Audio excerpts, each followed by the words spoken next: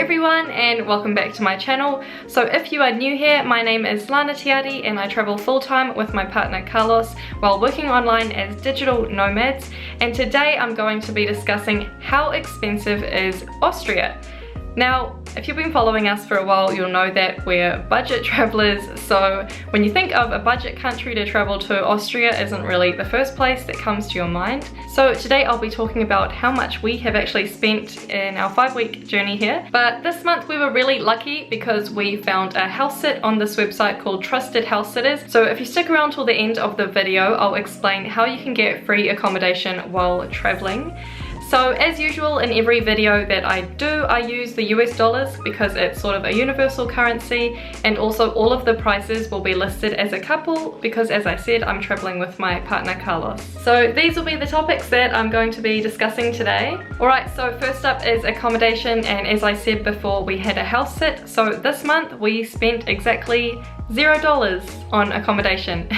But I know that a lot of you are coming to Austria and you want to know how much does it cost to live here or how much is a hotel. So I actually met up with my Austrian friends on the weekend and they told me how much it costs them to live in Innsbruck monthly. So excuse me because I'm going to read off my phone since I don't actually know all the prices off by heart. So a monthly rent in Innsbruck for a 42 square meter studio room will cost you 800 euros. Everything is separate, so all the bills like power, internet, water, you have to pay separately from this 800 euros. And then my other friend, her boyfriend is a student, so he lives in a student hall. He shares his apartment with 3 people and it costs 560 euros for the month, and that is not including food. Apparently he lives in an expensive area, but it's a good area with a good bus connection. So I guess that is a must. Obviously, if you're a student in Austria, you don't want to have to spend more on transport. To find his apartment, he used a university website, and also if you're a citizen or someone who's lived in Austria for more than 10 years,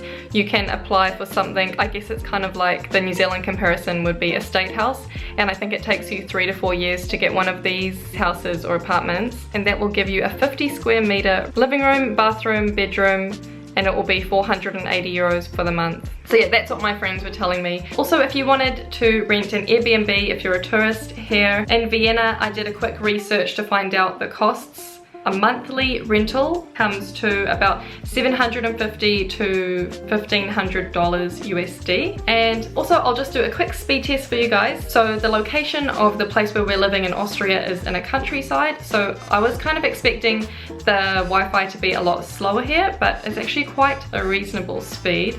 Definitely not as fast as Poland or Ukraine, but it is decent Wi-Fi for working online. Okay, so there you have it. It's 18.3 Mbps download and 4.7 Mbps upload.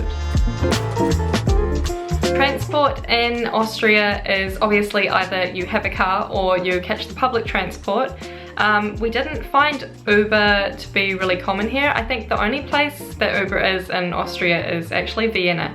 So we didn't use Uber at all since being in Austria. Obviously it really depends where you live. So seeing as we stayed in a small township, we had a car which was actually included in our house sit, so we didn't have to pay for any rental or insurance fees or anything like that. We just had to pay for petrol. So petrol per litre in Austria is $1.32. If you were to rent a car, the prices can vary between 163 to 222 USD for the week, and that is not including insurance from what I've seen, and that's also not including the petrol. So yeah, I think if we didn't get this car, we would have definitely not paid for the rental fee at all. So if you don't have a car and you're staying in a city like Vienna or Graz or any of those other places, then the public transports from what I've seen in Graz and Vienna is really good. You can get one standard ticket for €2.50, and that will get you for one way, one zone, and it's a one adult ticket. The transport here is really reliable, it's really frequent. I can see why Vienna is like the most livable city in the world because it's just so easy to get around. Like you can walk everywhere, you can catch a train or a tram. It's just really amazing. So for the month, our total costs of transport come to 140 USD. And as I said before, we didn't spend much time in cities. Yeah, it was mostly just petrol money what we spent this month.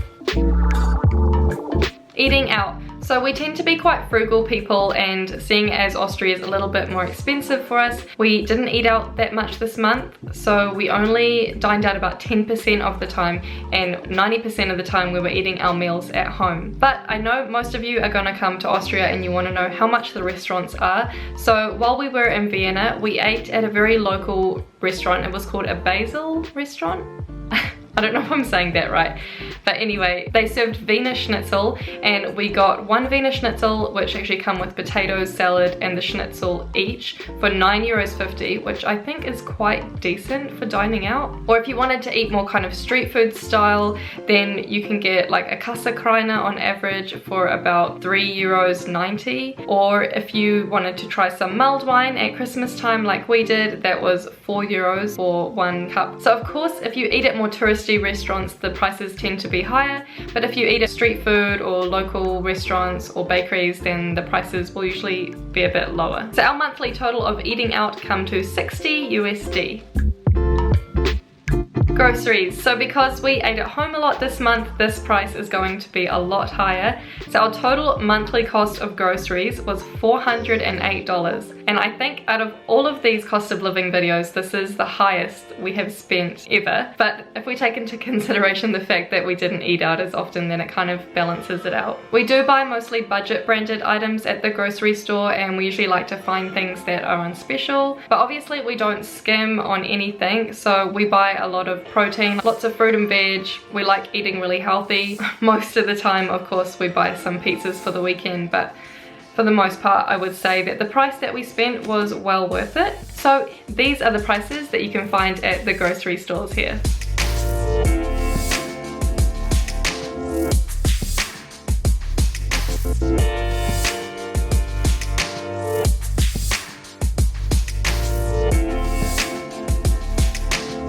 Most of our grocery shopping was done at Spar. We found this market to have everything that we needed, but if you wanted to go to a more budget supermarket, you could go to places like Lidl or Hofer. They definitely have really good specials on a lot of items, but we found them to not really have specific stuff, such as like one week I wanted to get whole grain flour and I don't think I could find it there, but at Spar they definitely have a much larger variety of items.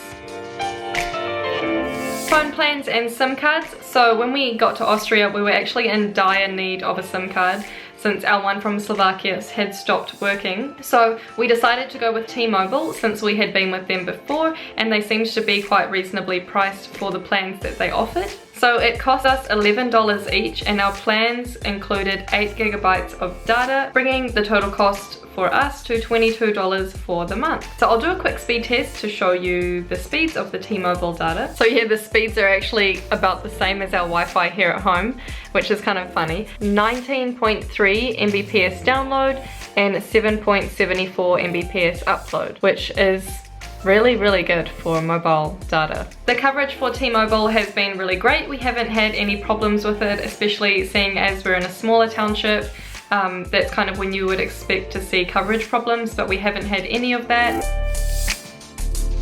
ATM transaction fees. So all of the big stores here in Austria will accept your credit card, but I always like to have cash on hand, especially seeing as we were in a small township this month. Some of the petrol stations, they don't accept credit cards, so it was really necessary for Carlos and I to have cash on us. And also, even if you're in a bigger city, if you're going to a local market or a smaller private owned store, you will need cash because they won't accept credit cards. This month I spent a total of $5 US to get out $220 US. And altogether we spent a total of $637 US for the month as a couple, which I think is groundbreakingly the cheapest that we have had in all of the countries we've been to, and that is only because of the house sit. That is not to do with the cost of living of the actual country. Also, something I haven't mentioned, which I usually never mention in my videos, is the price of our travel insurance and our flights and our visas. First of all, travel insurance. I can highly recommend them. World Nomads. I have had zero problems with World Nomads. They're always available, someone's ready to talk to you, and if you want to check them out, I have a link below. I won't talk about that too much. And as for flights, Austria actually has 6 international airports, so it should be quite easy for you to fly into whatever city you want to land in Austria. So visas coming from New Zealand and America, we are on something which is called a Schengen visa, which means that we only get 3 months in any Schengen country, and Austria is part of the Schengen zone, so we're actually at the end of our Schengen visa days and we have to leave Austria by the end of this week. That doesn't cost you anything. With my New Zealand passport, I have to wait another 6 months, I think, after I leave Austria before I can re-enter the Schengen zone again. So before booking your flights, I would highly suggest that you do your own research on visas because your passport may be different to mine. So as I mentioned earlier, we signed up for a membership to trustedhousesitters.com, and this website is really awesome, especially if you're traveling on a budget, if you're a long-term traveler, or even if you're a short-term traveler. It really applies to just anyone. The membership costs $119 for the year. There are so many options: Canada, USA, all across Europe. There's New Zealand, there's Australia. Most of them will be for pets, so it won't necessarily be just looking after a house. If you are interested, I have a link below which actually gives 25% off the membership, so that will make it $83 for the year. I think that's a really great deal, because if you think about it, if you go traveling and you stay at a hotel in Vienna, for example, and you spend $100 a night, like that $100 could have gone towards your membership and you could have had a whole year's worth of free accommodation wherever you wanted to go. Obviously you have to provide your house sitting services. I just think the website is so clever because it really gives both people a great deal. And if you had any questions, please let me know down below in the comments. If there's something I missed or there's something that you would like me to cover, I will happily answer all of your comments. And if you wanted to watch more Austria or my cost of living videos, make sure to click on my playlist above.